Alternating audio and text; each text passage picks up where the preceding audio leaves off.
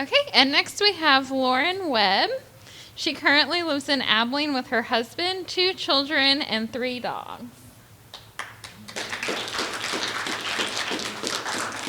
This whole time I'm like, am I taller than this thing? I'm not quite sure that you'll be able to see me over, but it's cool. I'm all right. This is my book. It's called Intuition Volume 1. The reason I called it Volume 1 is that I have 3 more bookfuls of poetry that I thought, why not set myself up for success and set the goal way, way far out there. So there's at least going to be a Volume 2, just so that one isn't just hanging out there awkwardly. So basically where this book was born is a friend of mine made beautiful, beautiful pottery. And I wanted a piece of his pottery. And so I was like, I'll pay you anything. I want a teapot, make it for me. And he said, well, I don't want you to pay me any money. I want something creative.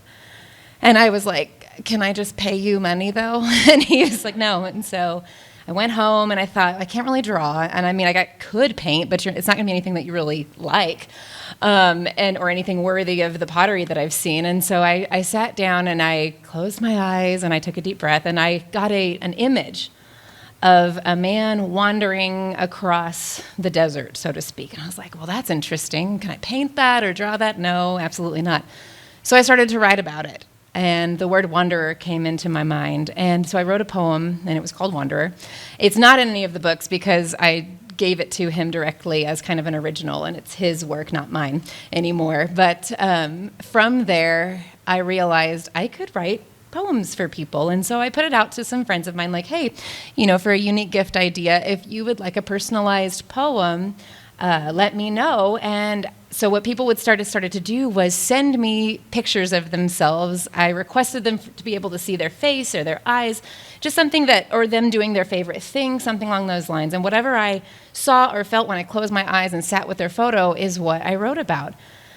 And as a result, I ended up with about 150 poems that were written for individuals for the exact moment that by the time I wrote it, by the time I sent it to them, I told them, when you're ready and you feel like this is the right moment, open your poem and read it to yourself. I said, but first, and I wrote this part in the introduction, take time to sit down and take a deep breath, maybe get a cup of hot chocolate, and as you read the words, let them come into your soul so that you're not just reading a poem as if it's information to be gathered, but so that you're taking a moment to let the medicine of poetry really reach into your soul. And so this entire book, that's why I named it Intuition, partially because it was based on me learning to practice that what I see, what I feel, what I hear, and the words that I wrote really actually had significant impact in people's lives by the time that they would open up their poem and read it. But then also I wrote this as a practice.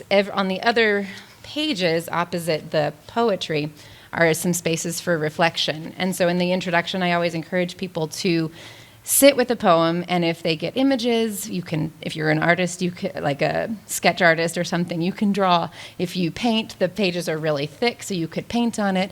But just to use this as a practice, not just in reading more information, because we are very full of words. And I know I love words, but a lot of times my brain just never stops with the words. And so this book was a practice to let the words be what they are and trust them to touch and bring medicine. So I'm going to read a really short poem. Most of them are pretty short, but this one was written for a friend of mine. And when I read it back to myself a couple years, or a year or two later, I was shocked that I went, wow, I really needed that again. So feel free to take a deep breath with me as I encourage everyone before the poetry reading begins. And as you listen to the words, don't be in a rush to move past them, and whatever sticks with you, I encourage you to make note of it or write it down and return to it whenever it seems right. This is called The Light That Cannot Hide. You have a light that cannot hide. It will always find a way. It will bubble up in laughter and trickle in through dreams, explode into songs and dance and whisper in beautiful things. Even when it seems like darkness has the upper hand, light will be a power that you can always find, a truth to which you can anchor when thoughts enter your mind. Ask them where they come from light or somewhere else. Are they here to serve you, or will you let them pass? Light is in your nature. It's what lies beneath your skin. To find the truth about the world, take an adventure in. And when you go out to the world, know that you are whole. Nothing's missing from your life, your light, your heart, or your soul. Thank you.